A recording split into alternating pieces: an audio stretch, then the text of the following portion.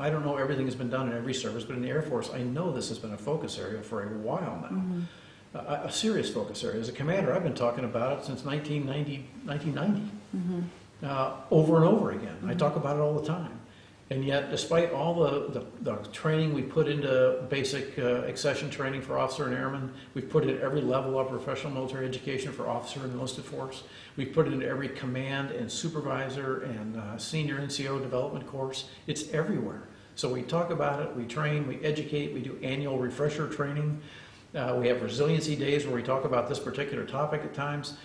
And yet the numbers are stable at best or going up at worst.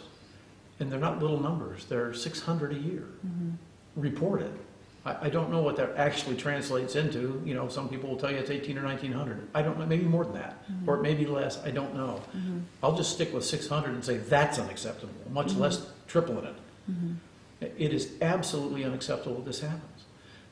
But it's not because we're not trying to stop it. The problem is we're obviously not getting at the issues. We've focused, in my view, on the victim care, and I think we'll never be good enough in victim care, and we can't relax our efforts there, but we've made big efforts, and I think we've made some advances there.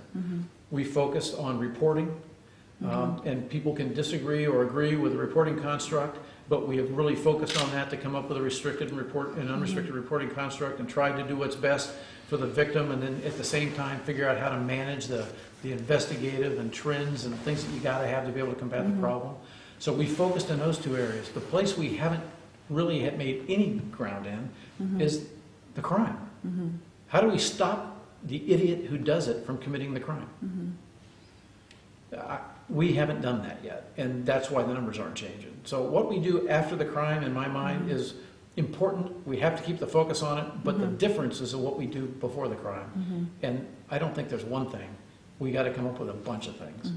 Everything from screening for any potential character traits that trend in this direction and figuring out how you would use that, to increasing penalties for maybe lower level crimes within this category, so that even something that would be considered, if there is such a thing, a minor sexual assault is a huge penalty. I mean, we've already done a lot of things like special prosecutors, special investigators now in the OSI. We're doing all those kind of things to support the Secretary and the Chairman's initiatives on this, and we should continue to do that and come up with more, but we've got to look toward the front end of this problem, in my view. I'm not an expert on this. I don't know how to fix it, but I won't quit working on it. This is unacceptable. The number is 0. That's the only acceptable goal.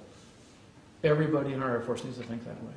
And every commander, every supervisor who isn't actively engaged in being part of the solution to this is part of the problem.